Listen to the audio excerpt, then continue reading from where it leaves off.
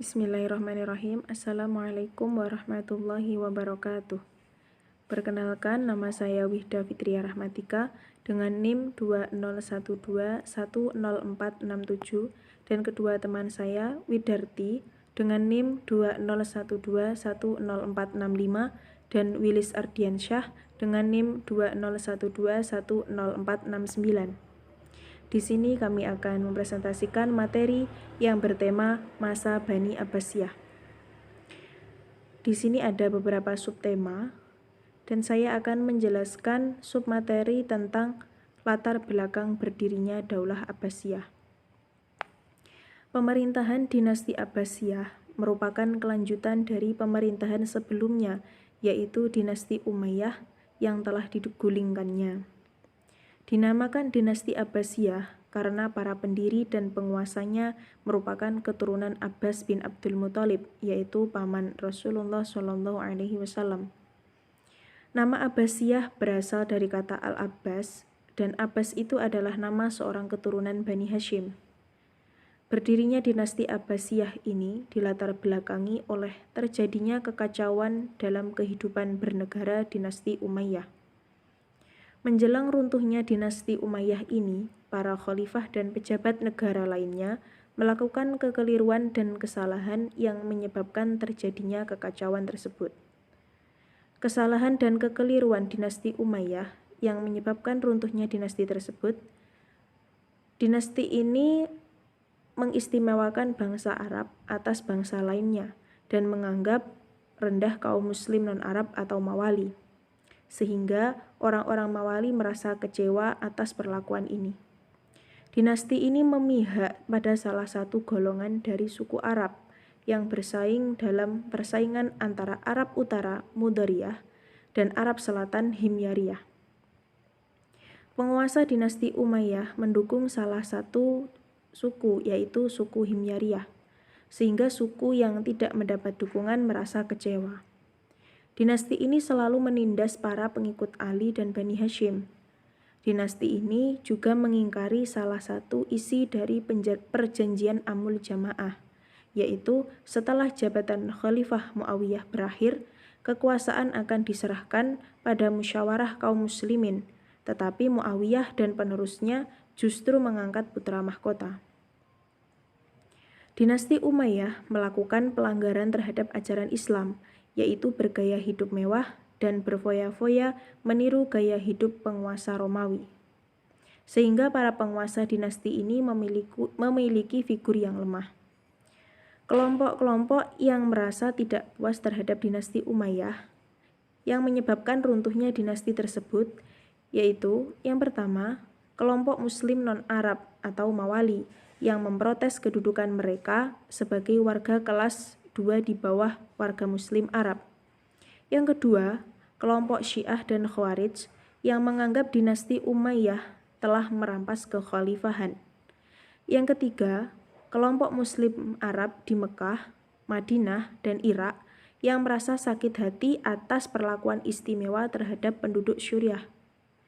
Yang keempat, kelompok muslim yang soleh, baik kelompok muslim Arab maupun non-Arab, yang menganggap keluarga dinasti Umayyah bergaya hidup mewah jauh dari ajaran Islam.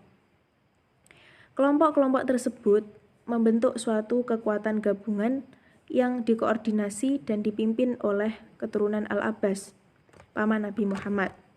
Untuk mencari dukungan masyarakat luas, kelompok dinasti Abbasiyah melakukan propaganda yang mereka sebut sebagai gerakan dakwah. Mereka mempropagandakan bahwa menggulingkan kekuasaan pemerintahan dinasti Umayyah merupakan perintah agama. Di samping itu, untuk meraih simpati umat dan dukungan kaum Syiah, mereka tidak mengusung nama Bani Abbas, tetapi mengusung nama Bani Hashim. Mereka mengatakan bahwa jabatan khalifah merupakan hak keluarga Nabi. Gerakan mereka didukung oleh kaum Syiah, Khawarij, dan Mawali di kota Khurasan, yang sebelumnya selalu ditindas oleh dinasti Umayyah.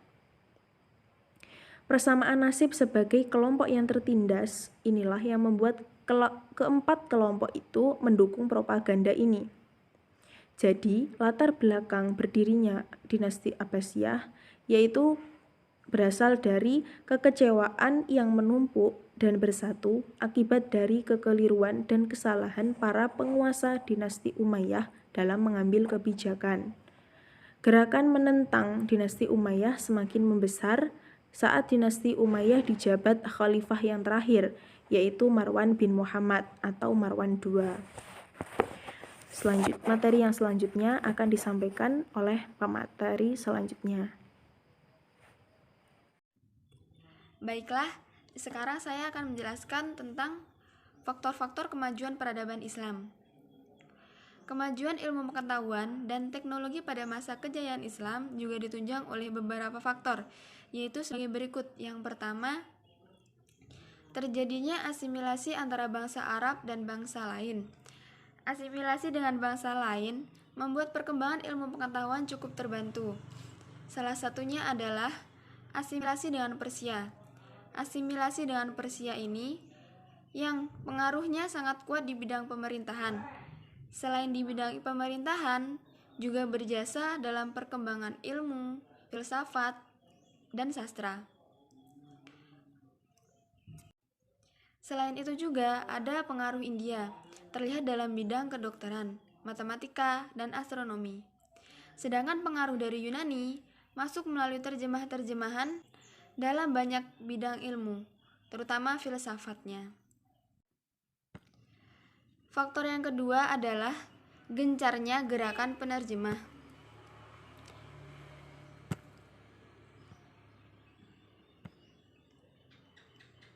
Dalam proses penerjemahan ini dilakukan dalam 3 fase. Fase yang pertama, pada masa Khalifah Al-Mansur hingga Harun Ar-Rasyid. Pada masa ini, penerjemah didominasi oleh karya-karya di bidang astronomi dan mantik. Fase yang kedua, pada masa Khalifah Al-Makmum hingga tahun 300 Hijriah. Pada masa ini, buku-buku yang banyak diterjemahkan adalah bidang filsafat dan kedokteran. Fase yang ketiga, setelah tahun 300 Hijriah.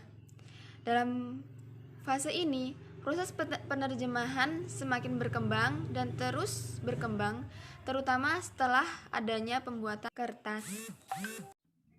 Faktor yang ketiga adalah berkembangnya kebudayaan Islam ditandai secara mandiri.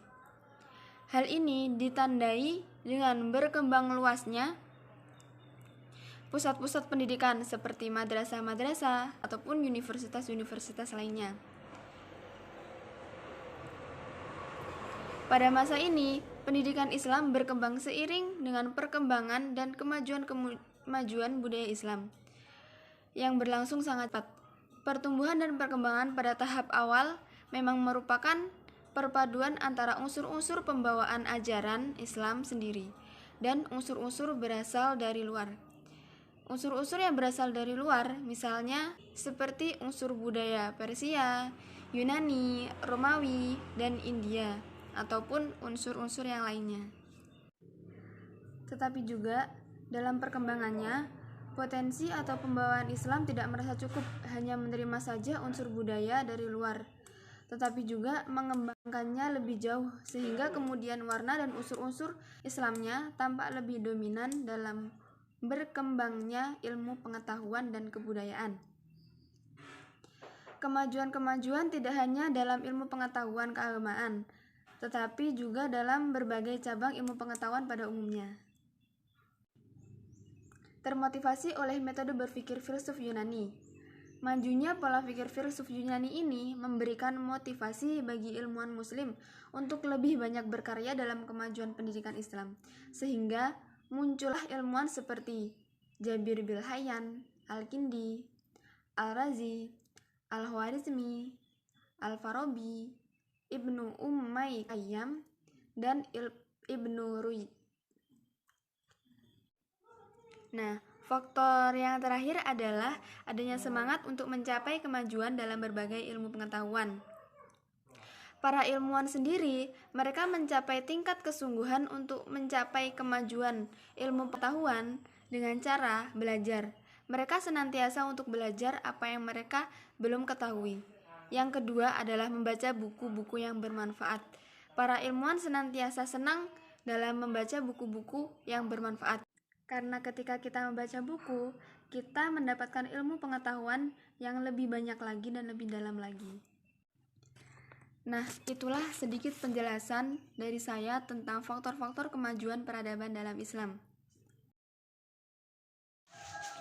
Sebab-sebab kemunduran Bani Abbas menurut Montgomery Watt dan Badri Yatim.